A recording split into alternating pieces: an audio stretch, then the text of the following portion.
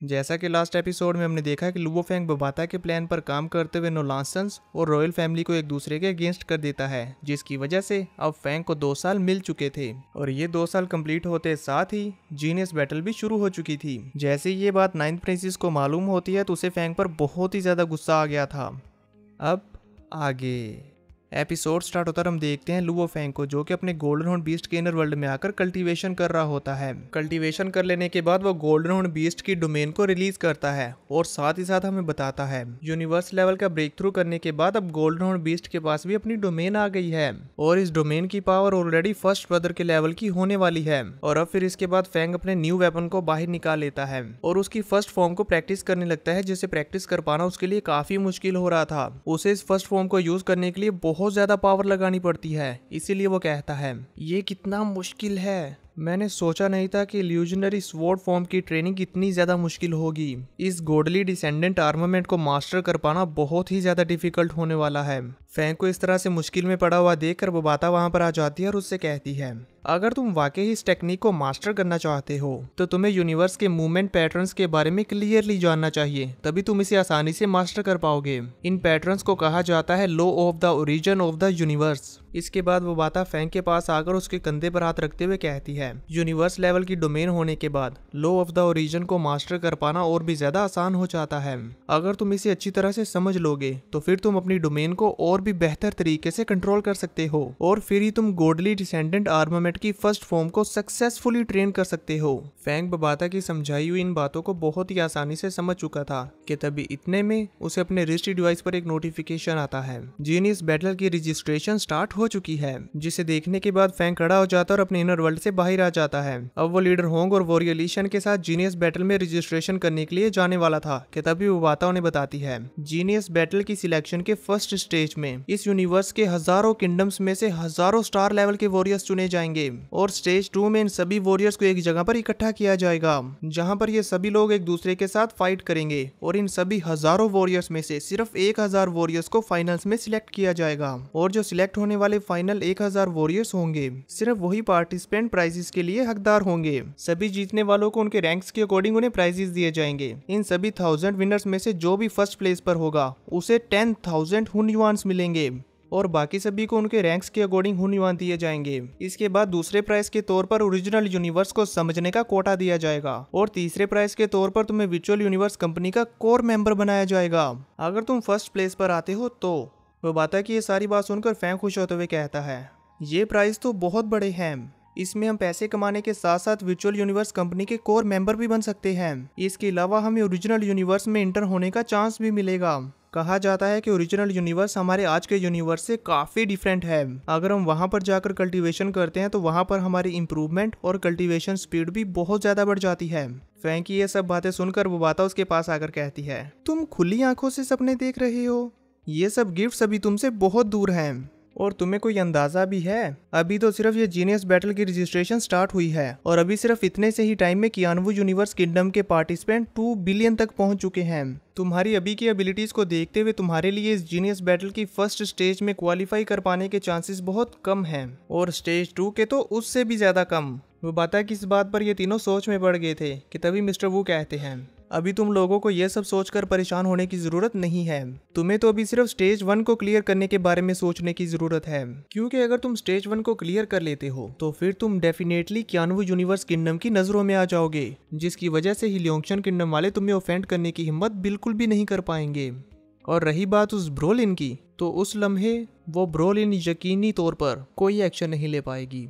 इस बार मिस्टर वू ने इन्हें काफी अच्छे से समझाया था, जिसकी वजह से लुओ फेंग, लीडर होंग और वॉरियर ली शन एक दूसरे की तरफ देखते हैं और फिर खुश होते हुए जीनियस बैटल की रजिस्ट्रेशन के लिए अप्लाई कर देते हैं। इसी के साथ सीन कट होता और हमें दिखाया जाता है ग्रैंडपा हारग्रेव को, जो कि अपने सामने स्क्रीन पर देख रहे थे कि अभी कितने ज्यादा लोगों ने जीनियस बैटल में पार्टिसिपेट कर लिया है। उनके सामने स्क्रीन पर चल रहा था 822 बिलियन लोगों ने पार्टिसिपेट कर लिया है।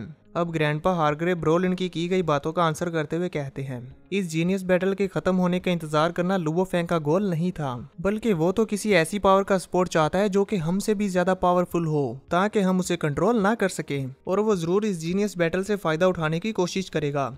जिस पर ब्रोलिन उनसे कहती है सिर्फ कियानवू यूनिवर्स किंगडम में ऑलरेडी 800 बिलियन से ज्यादा वॉरियर्स हैं, और इन 800 बिलियन वॉरियर्स में से सिर्फ 1000 वॉरियर्स जीनियस बैटल के सिलेक्शन की फर्स्ट स्टेज को पास कर पाएंगे। आपको नहीं लगता कि ये बिल्कुल ही अनएक्सपेक्टेड है कि वो किसी ऐसी चीज पर अपना दाव लगाएंगे जिसमें उनके कामयाब होने के चांसेस बिल्कुल ना के बराबर हैं? वो भला ऐसी बेवकूफ़ी क्यों करेगा? तो इस पर ग्रैंडपा कहते हैं, अगर उन्हें इसमें जरा से भी उम्मीद की किरण नजर आती है तो हमें उसे उनके लिए खुद डिस्ट्रॉय करना होगा। मैं नहीं चाहता कि वो कुछ भी कर सके। उनके ये कहते साथ ही व्यू चेंज हो जाता है और हम देखते हैं यूजिन और लुओ फेंग को। फेंग तो यहाँ पर अपने बच्चों के साथ टाइम स्पेंड कर रहा था कि तभी उसके रजिस्ट्री डिवाइस पर एक मेल आता है, जिसे पढ़ने पर उसे मालूम हुआ था कि उसे अभी फौरी तौर पर जीनियस बैटल में पार्टिसिपेट करने के लिए निकलना है। इसलिए वो निकलने की तैयारी करने लगता है। जबकि दूसरी तरफ हम देखते हैं नोलांसन क्लैन लीडर को, जो कि अपने सामने अपनी सारी आर्मी को लेकर खड़ा हुआ था और वो उनसे कहता है, प्लेनेट अर्थ असल में हमारे क्लैन को बिलोंग करता है, पर ये लुओ फेंग हमारे रास्ते की रुकावट बना हुआ है। वो उम्मीद पाले बैठा है कि जीनियस बैटल में ज्वाइन होने के बाद उसे अर्थ के ओनरशिप राइट्स मुझे नहीं देने पड़ेंगे, पर ऐसा कुछ नहीं होगा। वो अर्थ हमारी होकर रहेगी। तुम सभी में से जो कोई भी उस लुओ फेंग को खत्म करेगा वो मेरे क्लैन का नेक्स्ट एल्डर बनेगा। जिस पर वो सभी लोग हाँ करते हैं। इसी के साथ हमें दिखाया जाता है रॉयल पैलेस का सीन, जहाँ पर ग्रैंडपा हारग्रेव भी अपनी सारी की सारी आर्मी को इकट्ठा किए हुए थे। वहाँ पर उनका एक काबिल स्टूडेंट भी था। वो ग्रैंडपा हारग्रेव को बताता है, योर हाइनेस, ऑलरेडी हमारी किंगडम टीम के 10,000 वॉरियर्स जीनियस बैटल में पार्टिसिपेट कर चुके हैं। जिस पर ग्रैंडपा हारग्रेव उसकी तरफ आगे बढ़ते हुए कहते हैं, नाबिन यी, तुम मेरे बेस्ट स्टूडेंट हो और मेरे पास तुम्हारे लिए एक काम है, और वो ये है कि अगर इस जीनियस बैटल के दौरान तुम्हारा सामना अर्थ के ह्यूमंस से हो तो तुम उन्हें दिखा देना कि हिलियोंगशन किंगडम टीम की कैपेबिलिटीज क्या हैं। उनकी इस बात पर नाबिनी ये कहता है, जी मास्टर, मैं समझ गया। अब इसके बाद हमें कुछ ऐसे खतरनाक वॉरियर्स दिखाए जाते हैं जिन्होंने जीनियस बैटल में पार्टिसिपेट किया है और इन सभी का कोई ना कोई मकसद है। दिखने में ये सभी बहुत ही ज्यादा पावरफुल और इवल लग रहे थे और मेरे ख्याल से ये लुओ फेंग के आने वाले राइवल्स होने वाले हैं। आप सभी लोग इन्हें स्क्रीन पर देख ही सकते हैं कि ये कितने ज्यादा खतरनाक लग रहे थे। अब इस सब के बाद हम देखते हैं लुओ फेंग को, जो कि जीनियस बैटल में जाने से पहले अपनी फैमिली से मिल रहा था। अपनी फैमिली से मिल लेने के बाद लुओ फेंग, लीडर होंग और वॉरियर ली शेन तीनों ही जीनियस बैटल में पार्टिसिपेट करने के लिए निकल जाते हैं। अब इसके बाद वो बात लुओ फेंग को यूनिवर्स में लेकर आती है और उसके सामने का नजारा दिखाते हुए उससे कहती है, ये जो तुम अपने सामने स्टार्स देख रहे हो, ये सभी के सभी जीनियस बैटल के प्रिपरेशन हॉल्स हैं। हर पार्टिसिपेंट को अलग प्रिपरेशन हॉल में भेजा जाएगा और इस बार तो इस जीनियस बैटल में हंड्रेड्स ऑफ बिलियन पार्टिसिपेंट्स हैं। सो लुओ फेंग, ये सभी स्टार्स अब तुम्हारे ओपोनेंट्स हैं। उन सभी स्टार्स को देखते हुए फेंग एक गहरा सांस लेता है और फिर अपनी मुट्ठी बंद करते हुए कहता है, मैं एक ऐसा स्टार बनूंगा जो इन सब में से ज्यादा चमकेगा। ये कहने के बाद फेंग बड़ी तेजी के साथ उन सभी की तरफ आगे बढ़ने लगता है। इवन कि वो इतनी ज्यादा तेजी के साथ आगे बढ़ता है कि उसके पूरे आर्मर में आग लग चुकी थी और वो अपनी स्पीड नहीं घटाता और भी ज्यादा तेजी के साथ आगे बढ़ गया था। अब इसके बाद हमें एक एक करके वो पार्टिसिपेंट दिखाए जाते हैं जिनके बारे में हमें आगे चल के मालूम होगा और ये पार्टिसिपेंट सच में बहुत ज्यादा डेडली होने वाले हैं। हो सकता है कि आगे आने वाले एपिसोड्स में हमें इनकी बैक स्टोरीज के बारे में भी बताया जाए। जैसे ही फेंग उस जगह पर पहुंचता है जहां पर जीनियस बैटल होने वाली है, तो वहां पर एक अनाउंसमेंट हो रही थी और यह अनाउंसमेंट सीनियर कांगबू कर रहे थे। अनाउंसमेंट में वो बताते हैं, इस जीनियस बैटल में पार्टिसिपेट करने वाले सभी पार्टिसिपेंट्स की स्पिरिचुअल पावर और physical strength star level 9th पर सेट की जाएगी और फर्स्ट स्टेज में प्री सिलेक्शन, एलिमिनेशन और बैटल एरिनास होंगे। इस स्टेज में सभी पार्टिसिपेंट्स में से सिर्फ 100,000 पीपल्स ही स्टेज 2 में जा पाएंगे। इस अर्ली एलिमिनेशन स्टेज के लिए हमारी वर्चुअल यूनिवर्स कंपनी ने 100 रियल्म्स क्रिएट किए हैं। हर एक रियल में 8.2 बिलियन पार्टिसिपेंट्स की फाइट कराई जा सकती है। आप सभी को उन रियल्स में सरवाइव करने के लिए एक दूसरे के साथ फाइट करते हुए पॉइंट्स अर्न करने होंगे। हर किसी पर्सन के पास सिर्फ एक ही लाइफ होगी। अगर कोई मर जाएगा तो वो खत्म हो जाएगा। उस अनाउंसमेंट को सुनते हुए फेंग कहता है, इस जीनियस बैटल में पार्टिसिपेट करने वाले वॉरियर्स की तादाद 822 बिलियन से भी ज्यादा है और इतने ज्यादा वॉरियर्स में से सिर्फ 100,000 लोग ही स्टेज 2 के लिए आगे बढ़ पाएंगे। ऐसा लगता है कि ये अर्ली एलिमिनेशन स्टेज बहुत ब्रूटल होगा। तभी सीनियर कांगबू आगे बताते हैं, इन सभी 100 रियल्स में जो भी पार्टिसिपेंट्स फर्स्ट पोजीशन पर आएंगे उन्हें बैटल अरीना में पास थ्रू करने के लिए स्पेशल राइट्स मिलेंगे। सीनियर कांगबू की ये सारी बातें हर चैम्बर में मौजूद वॉरियर सुन रहा होता है। लुओ फेंग भी ये सब बहुत ही अच्छी तरह से समझ रहा होता है और अब सीनियर कांगबू इन सभी पार्टिसिपेंट्स को गुड लक बोलकर वहां से चले गए थे। अब वर्चुअल यूनिवर्स एक एक करके सभी पार्टिसिपेंट्स को इनके रियल्स में भेजने लगता है ताकि ये लोग वहां पर जाकर फाइट करें। फेंग जब अपने रियल में जा रहा था तो वहां रास्ते में बवाता उससे कहती है, लुओ फेंग, वहाँ फाइट के दौरान मैं तुम्हारा साथ नहीं दे पाऊंगी क्योंकि उसमें वर्चुअल असिस्टेंस का जाना बैन है और ये वर्चुअल यूनिवर्स सिस्टम बहुत ही ज्यादा पावरफुल है। इवन मैं भी इसके अगेंस्ट फाइट नहीं कर सकती।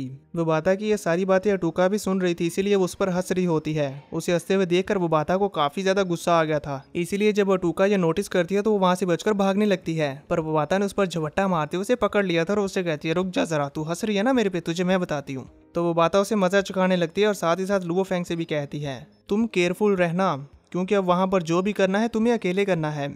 अब इस सब के बाद रास्ते में जाते हुए फेंग अपने मन में सोचता है, जो लोग भी जीनियस बैटल में पार्टिसिपेट करते हैं उन्हें बेसिकली एक एडवांटेज मिलती है जिसमें स्पेशल एक्सपीरियंस हो सकता है और या फिर वो बहुत टैलेंटेड, एम्बिशियस और एक्सीलेंट हो सकते हैं। इन सभी 820 बिलियन जीनियस में मैं किस लेवल तक स्ट्रगल कर सकता हूँ, चलो आज आजमा कर देखते हैं। ये कहने के बाद फेंग अपनी फ्लाइंग स्पीड को और भी बढ़ा देता है और बड़ी तेजी के साथ रियल्म के अंदर इंटर हो गया था। तो अब देखेंगे नेक्स्ट एपिसोड में कि फेंग इस रियल्म में 8 बिलियन पीपल्स के साथ फाइट करते हुए कहां तक पहुंच पाता है। क्या वो इस जीनियस बैटल की फर्स्ट स्टेज को क्लियर कर पाएगा?